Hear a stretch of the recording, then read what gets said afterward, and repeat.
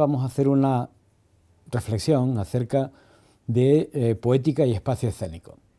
Se me ocurrió este título a partir de que me pidieron que hiciera alguna reflexión escenográfica sobre la época de Claude Debussy y el entorno artístico y teatral de la época de Claude Debussy. En realidad estamos hablando de un tiempo fascinante desde el punto de vista del teatro, porque es el momento del cambio de siglo, es el momento de la puesta al día de todas las tecnologías, la llegada de la luz eléctrica al cine, al teatro, la llegada de la luz de la tecnología más avanzada para los movimientos escénicos y también un momento de mucho desarrollo de la arquitectura teatral. En 1875 se inaugura la Ópera de París como final de los grandes templos teatrales del siglo XIX y se inaugura también la Casa de Festivales de Bayreuth, promovida por Richard Wagner. Aprovecho la mención a Richard Wagner para comentar que Claude Debussy tuvo cierta influencia por parte de Wagner en sus óperas y cómo le interesó la forma en que Wagner abordaba la música operística, pero desde el punto de vista teatral tenemos que recordar que Richard Wagner de alguna manera nos abre las puertas de lo que fue el teatro a lo largo de todo el siglo XX y aún hoy. ¿Por qué? Porque Wagner propone que la música sea un elemento dramatúrgicamente activo dentro del espectáculo operístico y no un fondo musical al texto que se iba lanzando. En ese caso, él propugna que la música sea realmente el vehículo principal dramatúrgico del espectáculo operístico y de alguna manera rompe esa especie de escalafón en que el texto estaba arriba, después venía la música, la interpretación, colorido, escenografía, luz, etc.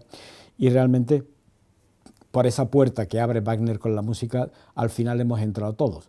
Quiero decir que ¿por qué no el espacio escénico ser protagonista? ¿Por qué no la luz o el color ser protagonista dentro de un espectáculo teatral?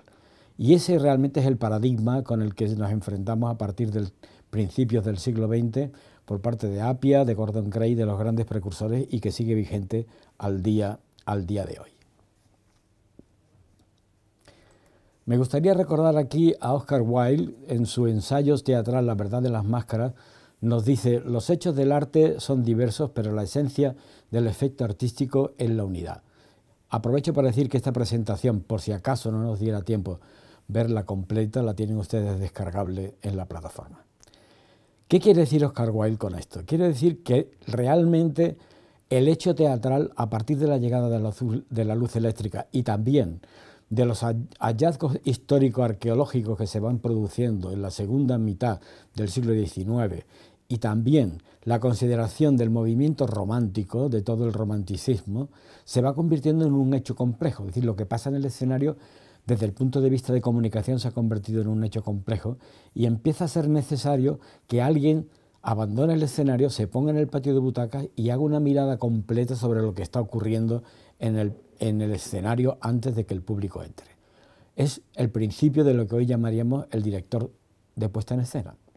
De tal manera que se necesita una visión global, que controle la totalidad de los signos que están en el escenario. Me gustaría en esta lámina que vean ustedes, ese rectángulo que ven ustedes abarca la vida de Debussy, 1860-1918. Y como en ese interín de tiempo tenemos a André Antoine, el gran creador francés del teatro libre, Adolphe Appia, el precursor del espacio escénico, Stanislavski, el gran director del Teatro de Arte de Moscú, Jas Dalcroze, uno de los precursores de la danza contemporánea, Gordon Gray, el segundo gran precursor del espacio escénico, Eleonora Duse, la primera actriz que no representa al estilo antiguo, sino al estilo moderno, a lo que a partir del siglo XX se ha considerado una interpretación, Meyerhold y sus constructivistas, Tessenow como arquitecto alemán de la gran modificación, Isadora Duncan con todo su arte también coreográfico, Jacques Copeau, los movimientos acerca del nuevo teatro y fundamentalmente los Meiningen. ¿Por qué los Meiningen? Los Meiningen es una compañía teatral alemana que prácticamente su vida coincide con la de Debussy, 1866-1914. en la que la figura del productor artístico aparece por primera vez en la figura del duque Jorge de Meiningen, y que se desarrolla un programa que ahora veremos mínimamente, de que los espectáculos están concebidos en la mesa, dibujados, con un storyboard prácticamente cinematográfico, y hasta el último detalle ha sido diseñado previamente antes de ponernos a trabajar en el escenario. ¿Qué está ocurriendo con eso que comentaba Wilde? Wilde asiste a una gran polémica en su momento porque empieza a representarse Shakespeare ahí, digamos, de dos maneras en Inglaterra. Empieza a representarse poéticamente, es decir, con una manera, llamémosla científica, es decir, con los datos reales, y otra a la manera antigua, es decir, a la manera casi lo que sería una mascarada. Los vestuarios, más que representar una época, representaban una idea. Y en el caso, digamos, de la escena inglesa, aparecen nuevos creativos, como Charles King, por ejemplo, el gran actor, que es el primero que se interesa cómo iba vestido Enrique V en la famosa batalla de Agincourt, y va y busca la camisa de Enrique V, y es el primero que la saca en escena, esa camisa de cuadros colores azules y rojos, los leones y las flores de lis, que después se la hemos visto a Laurent Olivier, después se la hemos visto a Kenneth Branagh y a todos los demás, fijando el arquetipo. El arquetipo, quiero decir, que fue fijado por Charles King. Y Oscar Wilde tuvo la virtud de que se alineó con los que ganaron. Oscar Wilde dijo: va a ganar la tendencia histórico-arqueológica, y la historia y la tendencia de la mascarada va a perder porque no tiene consistencia. Y acertó. Aquí vemos el primer Hamlet, todo vestido de negro, que está de luto, representado como un príncipe romántico, que fue la interpretación de King. Y aquí vemos un cuadro representando a Eleonora Duse, que no tiene nada que ver con lo que serían las actrices anteriores, sino realmente tanto su belleza como su forma de interpretar respondería más a lo que consideramos el arquetipo de la representación o la interpretación teatral en el siglo XX. No me gustaría pasar de aquí sin preguntarme por qué poética y espacio escénico. Bueno, porque es aquí, en este principio del siglo XX, transición del XIX al XX, donde se produce el abandono de la sujeción que tenía el teatro a tener que contar cosas. Igual que la llegada de la fotografía permite a las artes plásticas liberarse de tener que ser un hecho narrativo, la llegada del cine a finales del siglo XIX, con los hermanos Lumière, permite al teatro convertirse en algo mucho más especial, profundizar en su esencia, es decir, en el hecho presencial. El teatro, de hecho, ha sido prácticamente de los más antiguos y hasta hoy, de las pocas artes que no ha cambiado su forma de relación con el público. No se puede alterar el hecho de que al espectador podemos hacer nuevas tecnologías, pero al espectador no lo podemos sustituir. Quiero decir que el espectador tiene que estar presente en el hecho teatral. Y ese hecho presencial convierte al arte teatral en un arte muy poético. Así digo, que a lo largo del siglo XX hemos comprobado que la tendencia es que el teatro sea cada vez más poético, cada vez más presencial, y no será teatro si no es poético y no es presencial. Aquí les muestro una imagen del teatro naturalista de Antoine, de André Antoine, en el París de principios de siglo, en el que realmente se está trabajando ya con ángulos, con techo, con el fondo, etc. Todo esto que obliga a una revolución tecnológica muy importante, que hace que los escenarios tengan que olvidarse de los bastidores y realmente ponerse al día en una serie de elementos mecánicos. Hablemos de los Meininger. La troupe de los Meininger funciona desde 1874 hasta 1890 y toma la línea de ya las direcciones de teatro que hacía Goethe, en el que antes de ponerse a trabajar en el escenario había hecho una serie de dibujos, una serie de bocetos que le permitían ir avanzando en el espectáculo.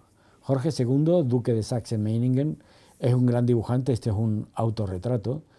Financia con su capacidad económica la existencia de la compañía y plantea una división de funciones interesante. Primero, existe una dramaturga, que en este caso es su esposa, un productor y escenógrafo artístico, que es él, que controla el espectáculo hasta sus últimos detalles, y un director de puesta en escena.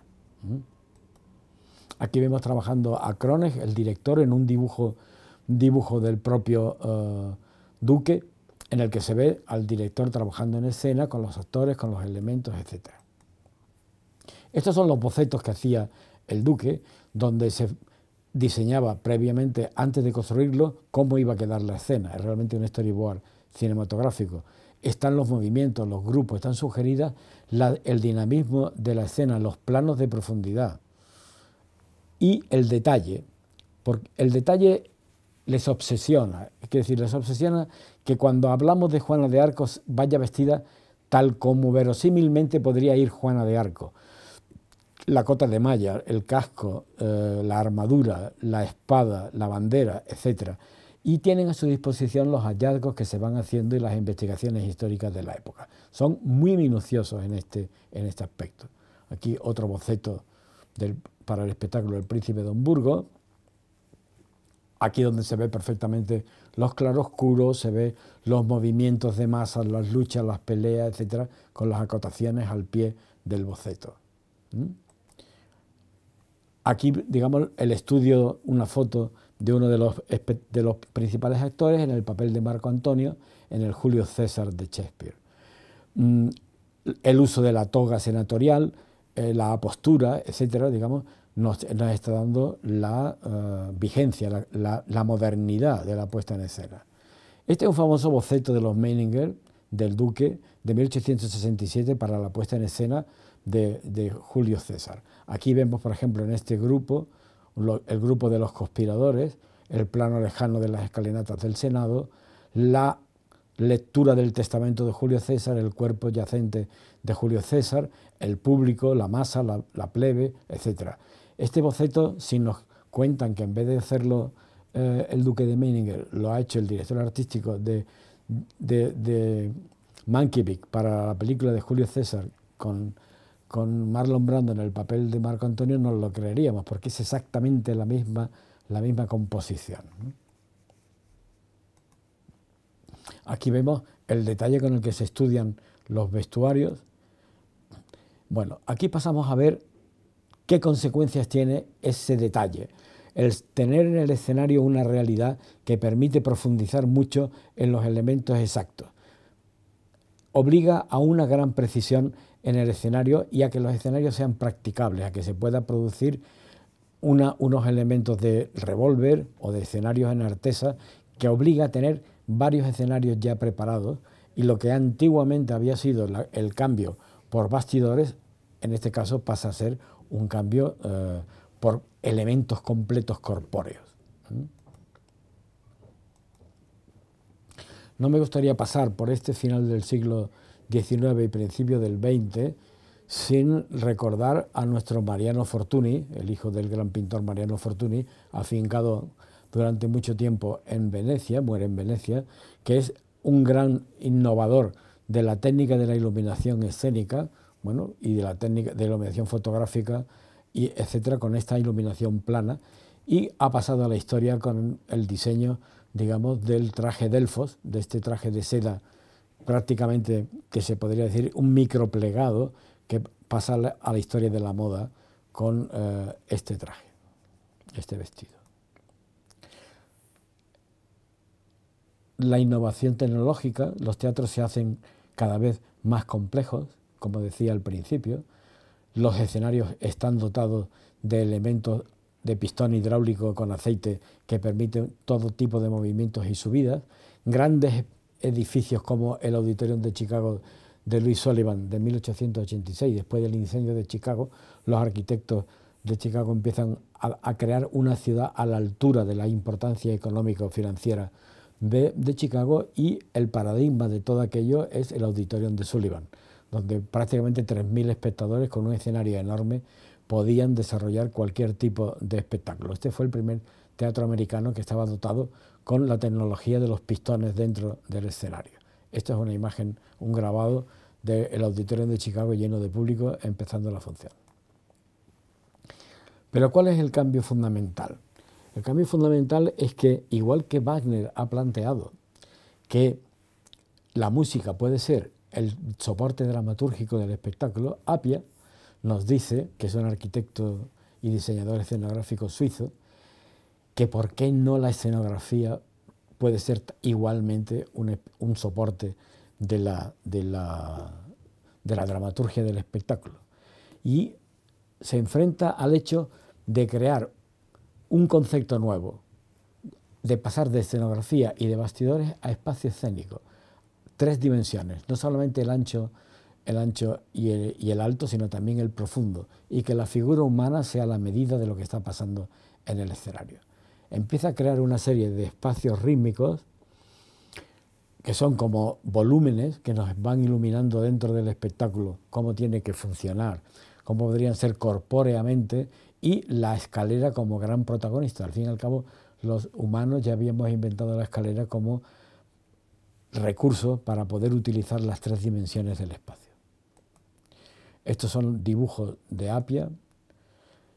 Apia tiene un mal encuentro. Él se dirige a la viuda de Wagner para decirle que los espectáculos de Wagner estaban muy bien concebidos y su música era maravillosa, pero que desde el punto de vista plástico pertenecían a una época anterior a la música de Wagner, que debería hacerse una innovación.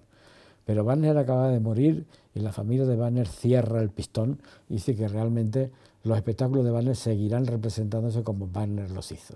Y ahí termina la historia. Afortunadamente eso ha cambiado, pero ha tardado casi un siglo en cambiar, ¿eh? Sin embargo, Apia es llamado por Jacques Dalcroze a una sala que se encuentra en Hellerau, es un pueblito cerca de Dresden, y en este edificio, que es una antigua escuela, se monta una sala, que es esta que están viendo ustedes. Es una sala en la que Jacques Dalcroze, que es también suizo, llama a Apia y le dice que por qué no monta con él escenografías, pero en este caso dirigidas a la danza. La sala que crean es una sala blanca en que las paredes son de tela encerada, y entre la tela encerada y la pared propiamente dicho de ladrillo se sitúan ristras de bombillas, de tal manera que la sala completa es un farol en el que, digamos, el espectáculo se desarrolla en el interior de una luz difusa, no hay luces concentradas. Aquí tenemos un esquema en el que el público está en una parte. Esta es una escenografía de Apia y aquí hay una pequeña orquesta situada en medio. Bueno, esto es un diseño, digamos, de Orfeo y Eurídice de Apia, desarrollado y construido para la sala de Hellerau para una coreografía, de Jacques Dalcroze. Aquí se ve un ensayo de aquel momento. Bueno, la segunda gran figura que nos lleva a la poética escénica del siglo XX es Gordon Craig. Gordon Craig corre en paralelo a la vida de Apia desde 2 extremos distintos. Mientras que Apia sale de fuera del teatro y a través del diseño y del concepto, digamos, analítico, va llegando al interior del escenario, Gordon Craig es al revés. Gordon Craig viene desde el escenario hasta que va llegando al concepto.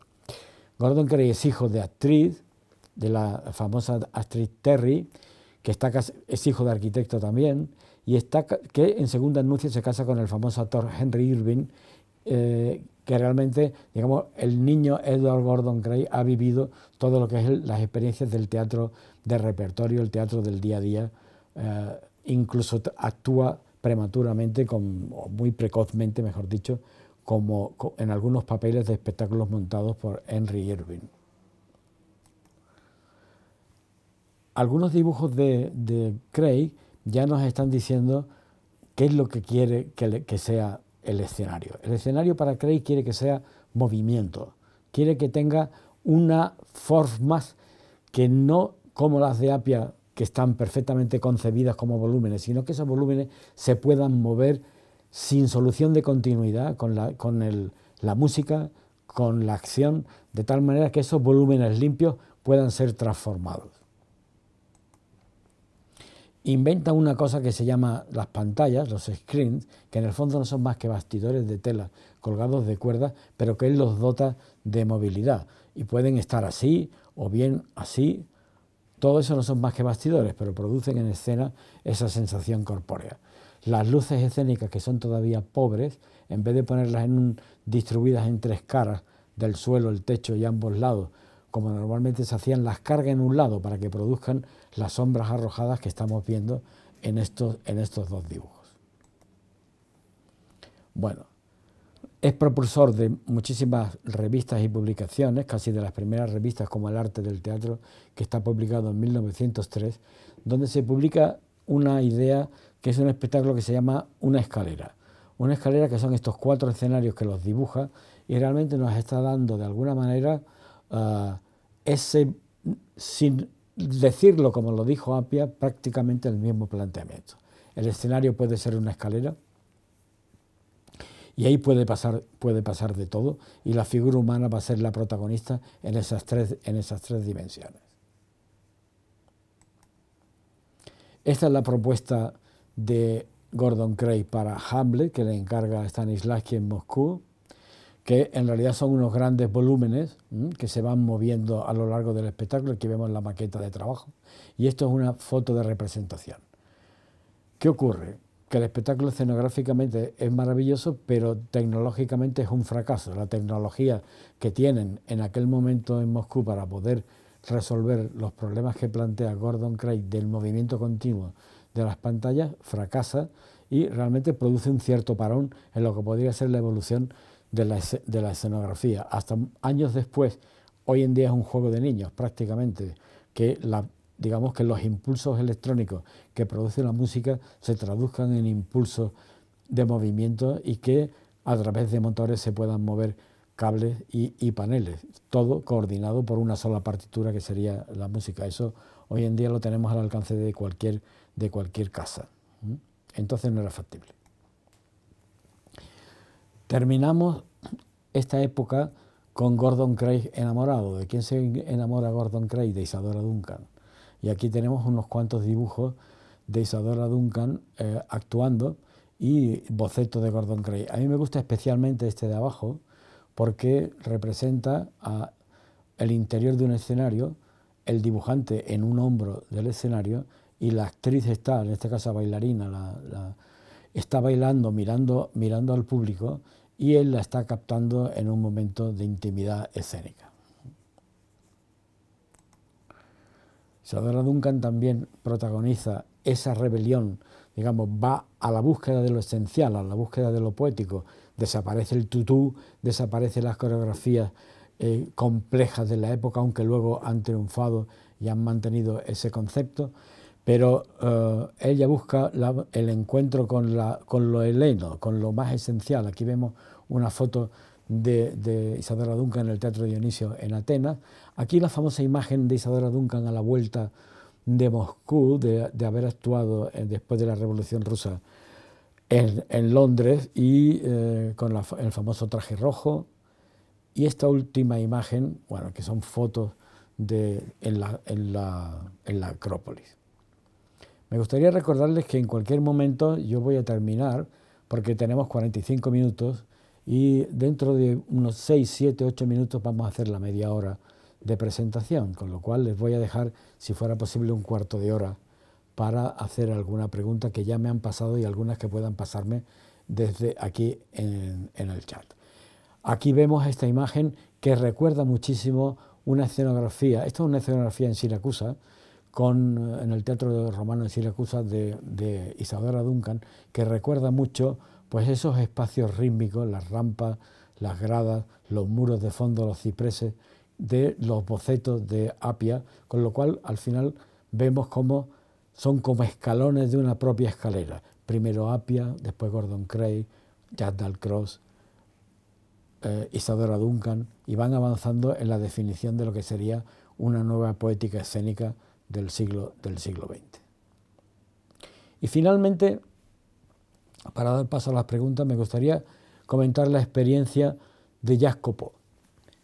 Deben estudiar ustedes a Jacques Copeau, es uno de los creadores teatrales más importantes de principios del siglo XX, un francés que pregona de alguna manera que debe hacerse una escuela, que sin una escuela específica donde entrenar a los intérpretes y a todo el personal, no se puede hacer teatro moderno. Que eso de coger un actor por aquí, otro por allí, otro por allí, aunque lo sigamos haciendo, no es la manera de hacer teatro. Que lo suyo es tener una escuela, formar a la gente en una determinada dirección y a partir de ahí empezar a trabajar.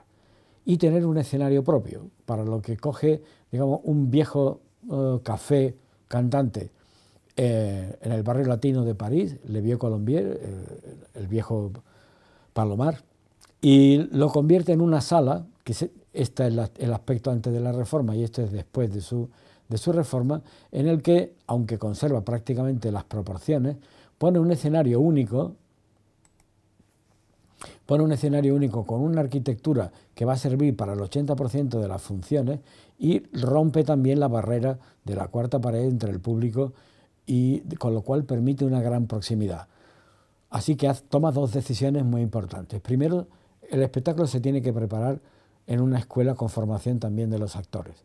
Segundo, la sala debe ser una sala propia para poder representar de siempre de la misma manera a ser posible y la línea de relación con el espectador hay que romperla porque esa relación espectador-espectáculo es la parte esencial del arte teatral. Y estos son algunos de las últimas modificaciones del Vieux Colombier. Aquí un boceto para los hermanos Karamazov, etc. Bueno, a partir de aquí llegan los constructivistas con todos los cambios que nos introducen en escena, como este tipo en lo que ya, digamos, la escenografía no solo ha pasado por Appia, no solo ha pasado por Craig, sino que de repente se convierte en una máquina escénica. Y ya prácticamente han pasado los tres grandes estadios de la escenografía contemporánea. Debe ser corpórea, debe tener 3 dimensiones, debe tener la escala del cuerpo humano, debe acompañar con el movimiento al desarrollo del espectáculo y finalmente nuestro compañero Meyerhold lo resuelve. ¿Cómo? Los actores son la energía que mueve la escenografía. La escenografía no se va a mover con cuerdas y otros elementos como le falló a Gordon Craig, sino que son los actores convertidos en una especie de elementos máquina dentro de la escenografía los que modifican la escenografía con una energía sangre interpretativa que realmente le da la fuerza de la época del constructivismo y de Meyerhold. Unos minutos simplemente para terminar, para que veáis la riqueza de la época, digamos, los diseños para Nijinsky de la siesta del fauno de nuestro Debussy, los diseños futuristas, constructivistas, los bocetos, etcétera. Es decir, es una época prácticamente hasta la primera guerra mundial, ese cambio que hay, digamos, es de una gran creatividad. Aquí vemos la pantomima española de Alexandra Exeter o estos bocetos de vestuario que no tienen nada que ver con lo que a veces pensamos que fue el teatro de la primera parte del siglo XX.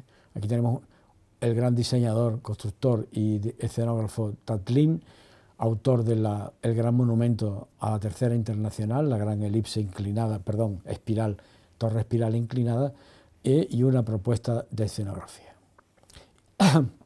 Y finalmente, con esta imagen terminamos, una segunda publicación de Gordon Craig que se llama Muñecos y Poetas, en el que de repente formula algo que nos pasa ya a lo que serían los trabajos de la Bauhaus en el periodo entre guerras, digamos desde la República de Weimar hasta el inicio, a la ascensión del nazismo, que se cierra la Bauhaus, que es el actor super marioneta.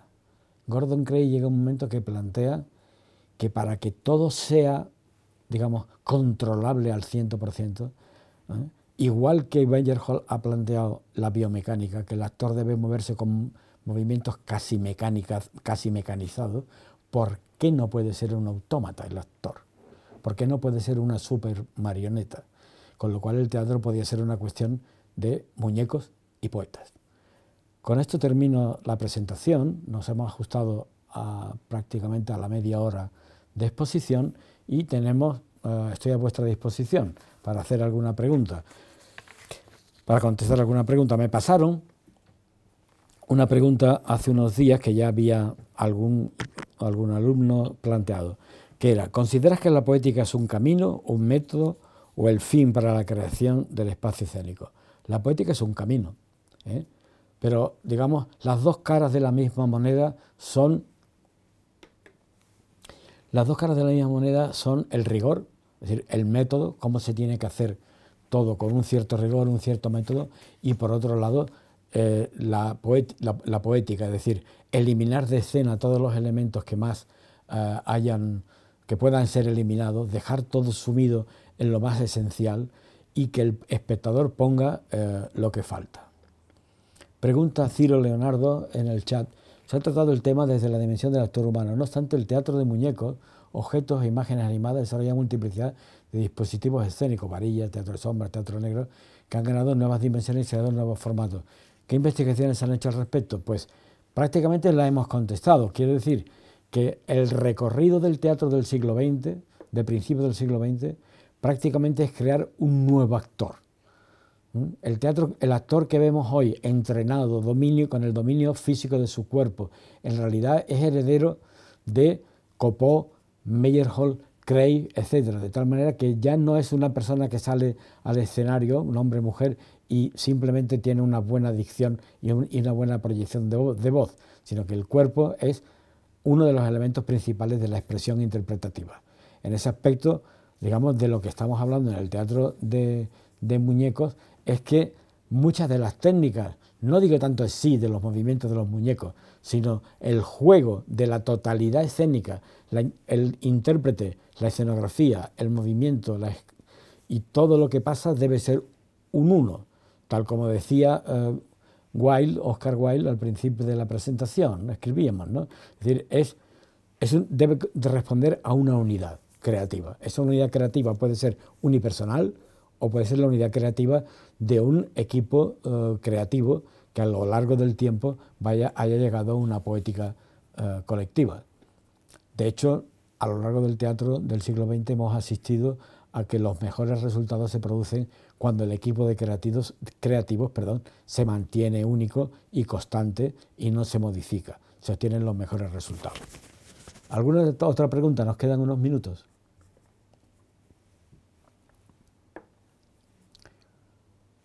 Bueno, introduzco otra pregunta que tenía aquí en reserva.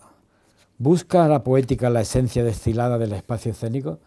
Hombre, esencia destilada suena demasiado química, pero sí, efectivamente, sí busca eliminar de la escena todo aquello que no tenga por qué estar. Un buen principio, lo aconsejo porque tengo esa experiencia, es todo lo que pueda ser eliminado del escenario, elimínalo, porque de verdad, si aquello funciona prescindiendo de un artefacto, un objeto, un elemento o un efecto, va a funcionar mejor y el espectáculo va a ser más potente. Pilar Vascones Hurtado pregunta: ¿el espacio vacío se puede considerar como poética? Evidentemente, se puede considerar como poética, porque el espacio vacío, realmente la formulación del espacio vacío no está diciendo que esté vacío, está diciendo que el espacio ya está lleno con el vacío, y que por lo tanto, cuantas menos cosas metas, a lo mejor resulta que está mejor. Es lo mismo como cuando un poeta escribe un poema. Cuantas menos palabras utilice, cuantos más seleccione las palabras que va a poner, el efecto poético más potente será. El espacio vacío no se refiere a un espacio sin nada, se refiere a que el espacio metafóricamente ya está lleno. Otra pregunta. David Hernández pregunta: buenas tardes, me parece que el espacio fijo de Copeau de alguna manera enlaza con el teatro clásico tanto de los griegos como del teatro español, el Correo de Comedia. ¿Qué opinión le merece esta comparación? En cierto modo, lo que Copeau está huyendo no es tanto buscar el teatro clásico, ni el teatro de la dimensión del teatro clásico, porque el factor de Copeau es la proximidad. El espectador lo tiene a 10 metros, a 5, a 7 metros, ¿de acuerdo? Con lo cual, la complicidad entre espectador y actor es inmediata. Lo que está buscando es que no sea necesario comernos la cabeza para buscar una escenografía complicada para cada espectáculo, que bastan unas pocas gradas, una plataforma y poco más para representar muchos espectáculos siempre que estén bien escogidos los momentos en que se utilizan. Y que prácticamente un escenario puede ser una escenografía semifija, como en el caso de Copo. Buscamos entonces la simplificación escénica, iluminación y escenografía que promueve un máximo de significación a través de la energía vital del actor. ¿Se contradice con el aparente mecanicismo del actor entrenado? No, yo creo que no se contradice. Es decir, el actor es el elemento esencial, pero el actor en movimiento es lo que le da sentido al espacio. Cuando estamos hablando de un escenario muy simple, no estamos diciendo que no haya nada, sino que tiene que haber lo que se necesite. A lo mejor puede haber 2 escalones, una mesa, 4 sillas o simplemente una tarima. El uso del actor entrenado de ese espacio es el que va a conferir sentido a todo, no solo a la tarima, sino al actor que se sube en la tarima. El actor que se sube en la tarima es distinto del actor que no se ha subido en la tarima. Eso es lo que quiero transmitir. Osmel Poveda Sánchez nos termina diciendo, y debe estar lo que tenga significancia. Efectivamente, todo lo que está en el escenario debe tener una utilidad y debe jugar un rol escénico definido. Si no tiene un rol escénico definido, debe desaparecer del escenario. Economía de medios es uno de los elementos fundamentales. Si alguien está escribiendo un poema, la palabra que sobra debe ser suprimida. Es muy difícil cuando se lee un poema bien concebido, bien plasmado, intentar alterar alguna de las posiciones de un texto o de una palabra o de alguna de las construcciones. No son casuales, no se desprenden de la realidad, no se desprenden del discurso natural. No. Están elaboradas deliberadamente por el poeta. En el caso del escenario, esa poética es eso, es conseguir exactamente los elementos que se necesitan, cómo se necesitan, dónde se necesitan, y que el actor los utilice tal como deben ser utilizados. Que al final, digamos, el actor y el escenógrafo y para el espectador no haya costuras, ¿no? No diga, no, esto es una cosa que ha planteado el escenógrafo y el actor lo está usando. No, el espectador debe irse diciendo, qué buena interpretación, qué bien usado la escalera, y si no hubiera escalera, ¿qué haría? No puede ser, este espectáculo no podría haberse hecho sin la escalera. Última pregunta, porque nos vamos acercando al final del tiempo. Grupos actuales como la Fura del Bao utilizan a los actores como fuerza motriz. Sin embargo, ¿eso no resta fuerza dramática al actor, que al fin y al cabo es el centro del espectáculo? Vamos a ver, aquí, digamos, me parece que hay algún prejuicio eso de que el actor es el centro del espectáculo. El actor es el elemento esencial del espectáculo, no el centro del espectáculo, ¿de acuerdo? Digamos, todos los elementos que hay en el escenario son igualmente expresivos y pueden tener incluso en algún momento un protagonismo que a lo mejor no hay ni actores en escena y el espectáculo ya ha empezado. Por ejemplo, cuando empieza una ópera y ataca la orquesta una obertura, todavía nadie ha abierto la boca ni ha aparecido ninguna figura y el espectáculo ya ha empezado. La música es protagonista en ese momento y no hay nadie, no hay ningún actor ni ningún cantante en escena. Lo que sí es claro es que la fuerza motriz a mí me parece que está sacado del expresionismo y también del constructivismo, como veíamos antes de Meyerhold, y es un recurso escénico muy válido, siempre que no se convierta en una obsesión, que lo único que hagamos es que los actores estén constantemente moviéndose y moviendo cosas, no se digamos que sin ninguna otra justificación. Una última pregunta, Vladimir Horacio Villegas. ¿Hay propuestas de la transformación escénica más que de diseño escenográfico logrado a través de los elementos esenciales, la iluminación, materiales y la energía? Sangre interpretativa, al cual, además de trabajar en su propio personaje, da vida y razón de existencia a todo el fenómeno teatral. Estoy convencido, pero vuelvo a repetirme y al principio de la presentación. Lo que está pasando en el escenario, lo que usted ve en el escenario, lo que nosotros como técnicos y diseñadores hacemos es una unidad conceptual y poética, con todos esos elementos, la luz, el color, la interpretación, los cuerpos humanos que hay en el escenario, los volúmenes, todo, el texto, las canciones, la música, todo lo que está en el escenario es una unidad expresiva que responde a un solo criterio dramatúrgico y por lo tanto debe estar concebido desde un punto de vista poético y único. Con esto vamos a ir terminando, nos quedan 2-3 minutos, pero me gustaría simplemente agradecerle a todos la presencia y la oportunidad de poder haber tenido estos momentos de contacto con todos vosotros. Muchísimas gracias y hasta otra ocasión.